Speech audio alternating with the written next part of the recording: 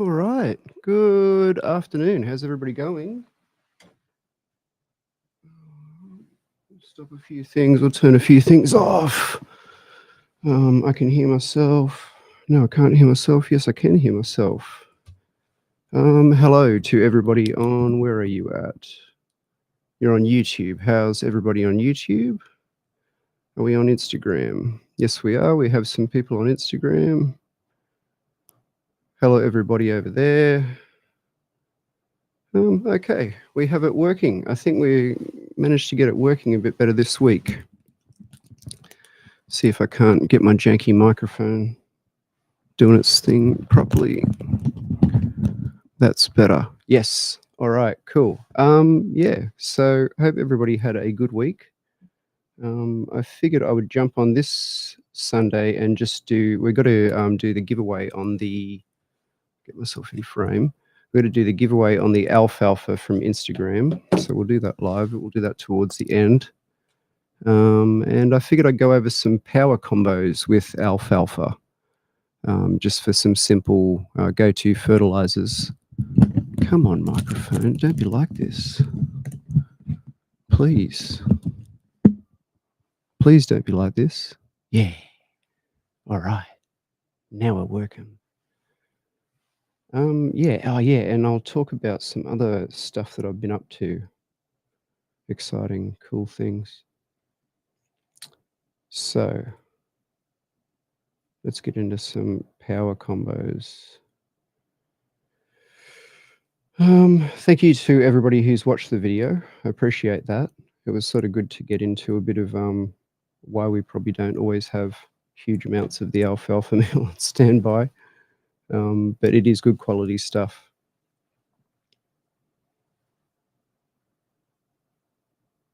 Sorry, Instagram, it seems to be, I seem to have bumped the camera pretty decently. Okay, so in the video I did mention alfalfa meal and blood meal, but I did not mention ratios. So a 1-to-1 ratio. So if you're going about a kilo of each, that makes a pretty good combo. You get a pretty rapid hit of nitrogen, but the carbon in something like alfalfa meal being more of a, I mean, it's a plant-based amendment, so that tends to slow down and sort of titrate the release of nitrogen. So that can be good with stuff like blood meal because it can be very fast to release its payload. That can be good, that can be bad, depending on the situation. But yeah, a mix of 1-to-1 alfalfa and blood meal is a pretty solid combo for things that are in vegetative growth. Yeah, so fast-growing veg or, you know, your leafy greens, things of that type, they'll all benefit from that. I also mentioned in the video a combination of alfalfa meal and coconut meal for flowering. As an aside to that, you could also add a portion of langbonite to it to push the K up there a bit more, because the target crop that we're talking about, interestingly enough, uses about, well, it's almost 1-to-1 nitrogen to potassium. They use far less phosphorus than what sort of people realize, which is kind of an odd thing, I suppose, with regard to typical hydroponic industry products and marketing, is that there's a huge focus put on phosphorus, which, you know, for certain crops makes it, you know, a fair bit of difference, and it's certainly crucial in this one. But potassium is really the more crucial one, especially for flowering, and especially when you're talking about soil, because phosphorus is liberated from the soil fairly slowly. And so if you run into a situation where you're putting too much in all the time, you can end up with a buildup fairly rapidly, despite, you know, using solubilizing bacteria and all those sorts of things, or having mycorrhizal fungus there. We could get into the whole, you know, the more P you have there, the less the mycorrhizal fungi are going to have a reason to be very active. But that's probably a discussion that we'll save for more when we just go on about mycorrhizal stuff one day. So anyway, the 2-to-1, so 2 kilos of coconut meal for every 1 kilo of alfalfa meal makes a pretty solid flowering fertilizer for a lot of things, and it's relatively low in phosphorus. So if you do have a situation where you've either got enough phosphorus in your soil, or you've built up some over a few crop cycles, or you're dealing with things like Australian natives, like there's a lot of Proteaceae species that just cannot tolerate any level of phosphorus fertilizer because they've adapted to Australian soils, which have typically a characteristically very low amount of phosphorus available, despite the fact that we've got some of the best phosphate rock reserves in the world. It's not interspersed throughout the soil widely, so our soils are quite depleted of it. So if you have active mycorrhizal fungi in your soil and you have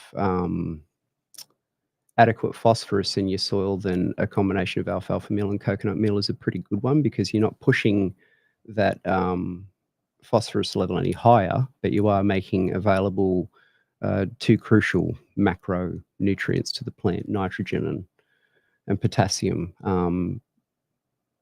Coconut meal's got other sorts of benefits to it, and as we sort of spoke about in the video when we went over the alfalfa, alfalfa is worth using if you can, because of the amount, like say a kilo of it, right? If you were to spread a kilo of it around your garden, even if it's only 0.5% treocontanol, that's still a fair amount of something that is effective at trace amounts. So it's certainly a very worthwhile amendment to use, especially when it's made to a high standard.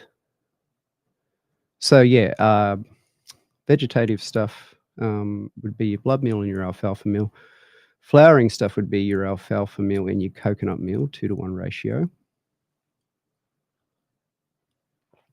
And that would be a fairly slow release one too.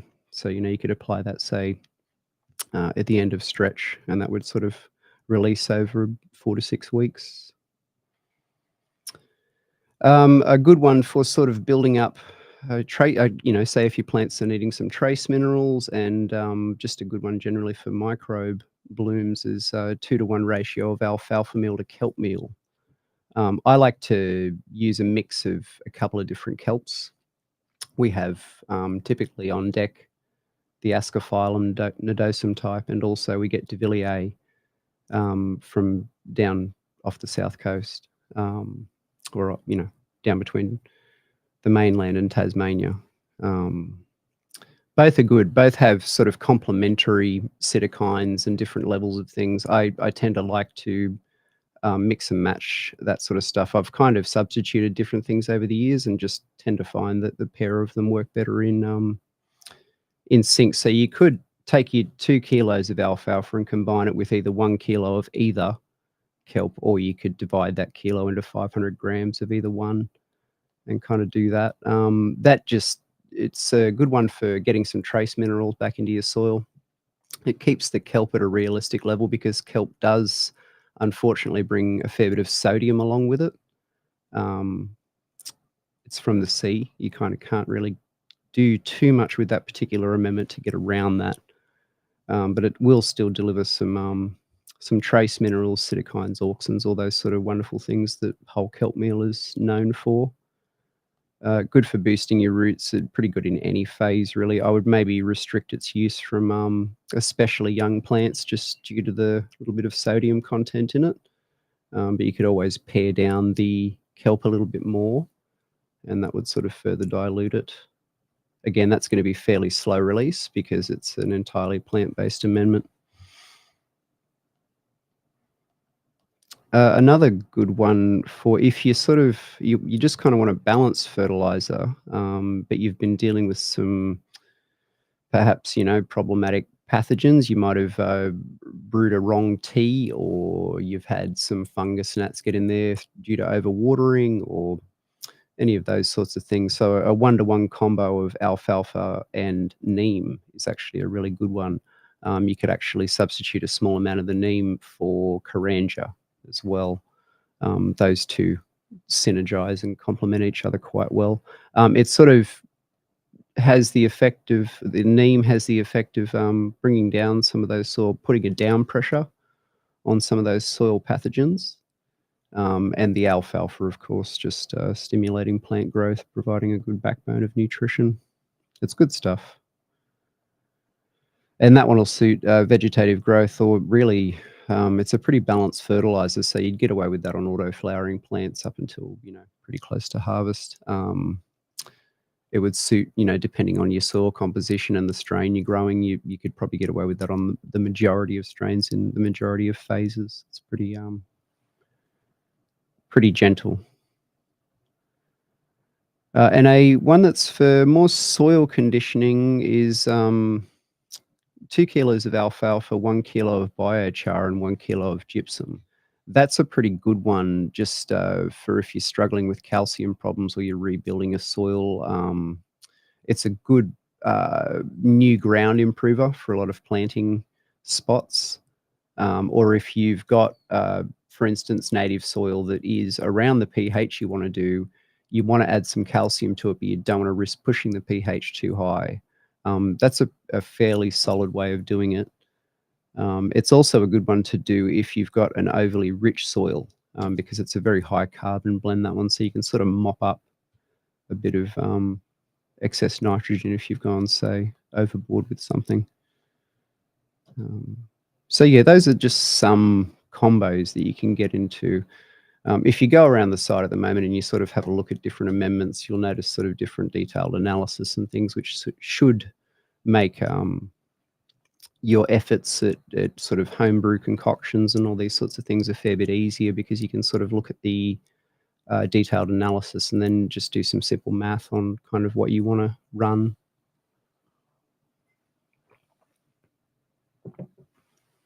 So I'll just go over to Instagram just for a second and just check if there's any comments or anything like that.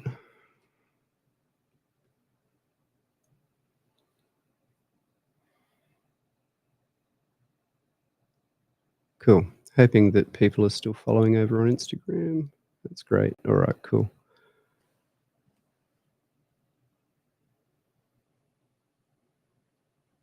So that's probably enough on alfalfa for the moment. Alfalfa. But the intention is to keep doing some sort of more overviews of some of the stuff, because we do have a lot of different ingredients. We use a lot of different things, but something that's maybe been missing from the puzzle with regard to some of the value in our products is the actual quality of some of the base ingredients. It's kind of one thing to have a lot of variety of ingredients, but it's another thing to kind of try and, with the alfalfa, for instance, that took kind of multiple years to build it up to the point where it was at that level. So we've done that with a lot of other different things as well, and we're just sort of getting around to talking about it now.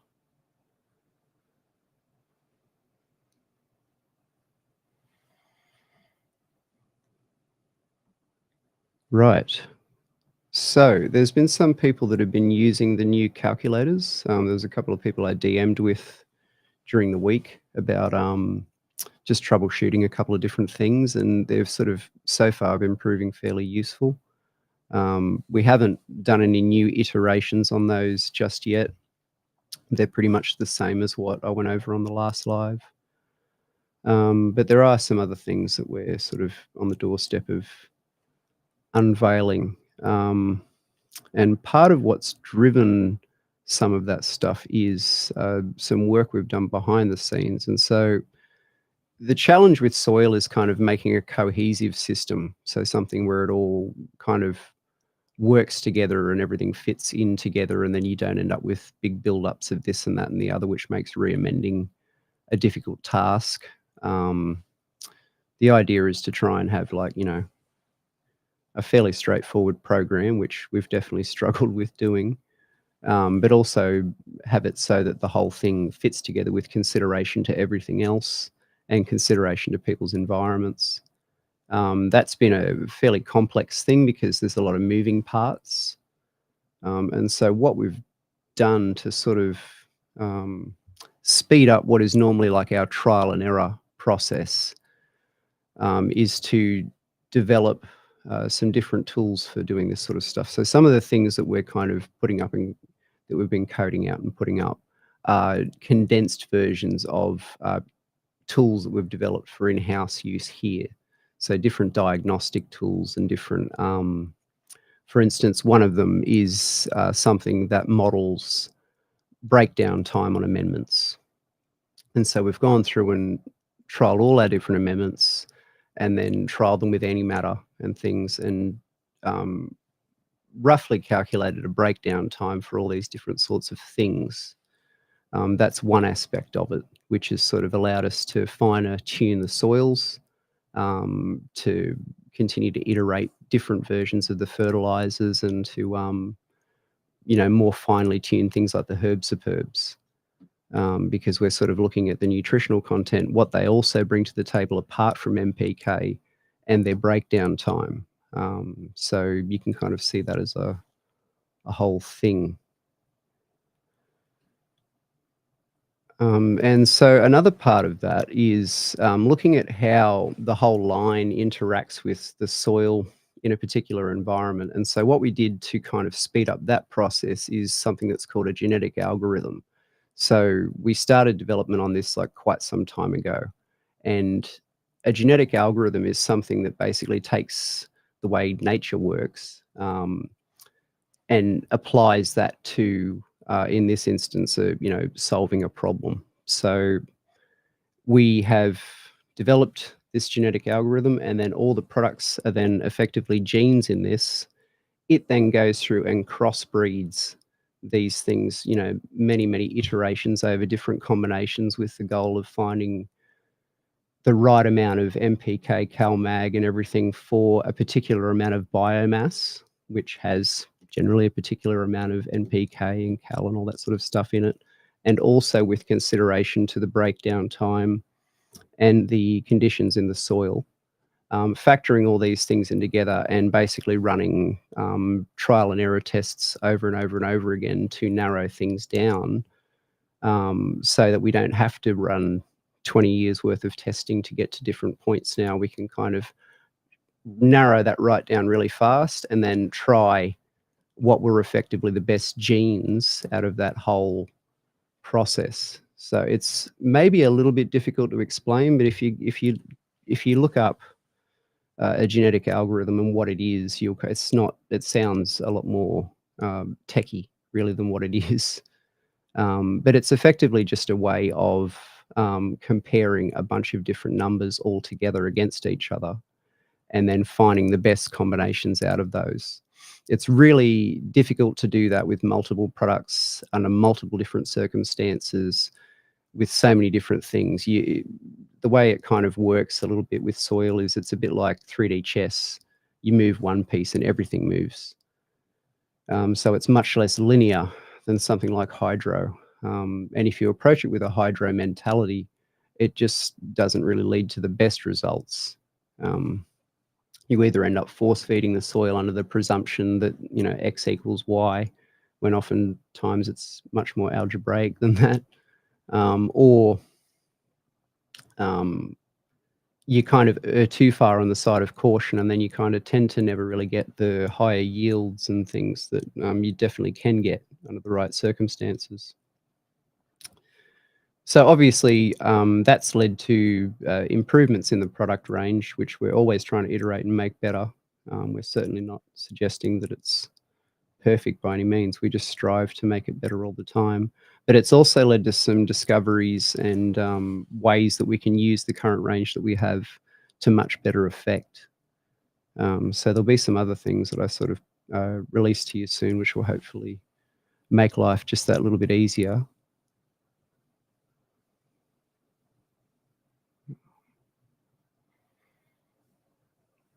And so I think I'll share more on that. I should be right to share more on that on the next live. Should be ready by then. I was hoping it was ready for this one, but unfortunately not.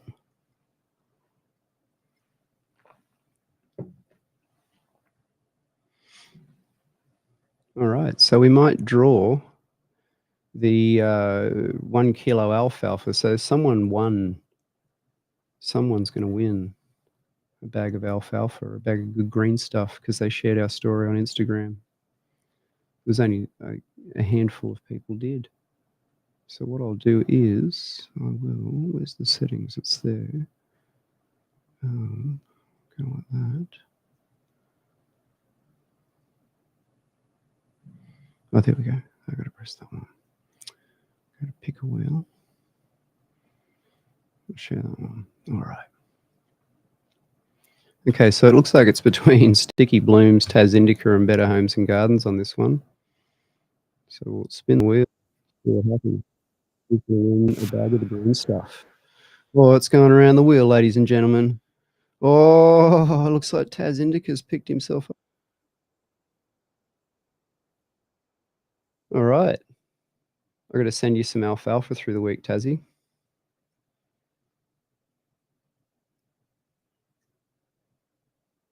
Cool. All right.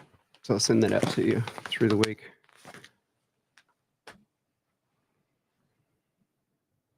I'll try and share something a bit earlier next week and keep it up there a bit longer so more people have a chance to do it. Still getting into some sort of regular schedule with all this stuff. It's all a bit chaotic at the moment, but we're getting there slowly but surely. Starting to finally figure out the tech with regard to going live and all these sorts of things. Need to sort out some proper intro music. Hey, Patrick. Hey, it's letting me respond this week. It wouldn't let me do it last week. It was cutting me off from writing any comments on Instagram for some reason. So that's really probably about it. I might just hang around for another 5 minutes in case anyone's got any questions about the alfalfa combos, or what I just said then about the charts, things of that nature. We'll try and keep it narrowed down to those 3 parameters. That way when we go back through later on, we'll be like, hey, that's what we were talking about. Thank you.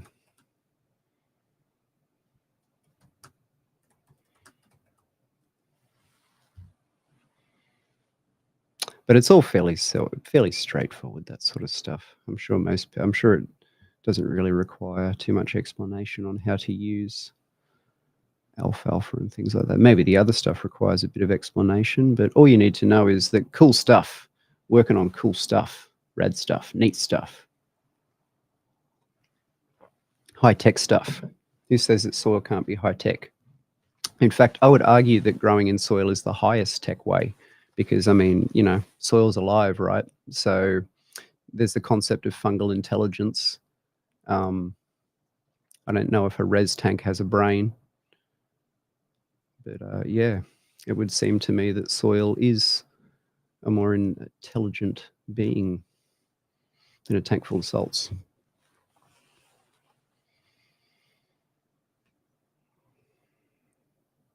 But if we can apply some next level technology to it, then, hey, soup up the brain, make it smarter.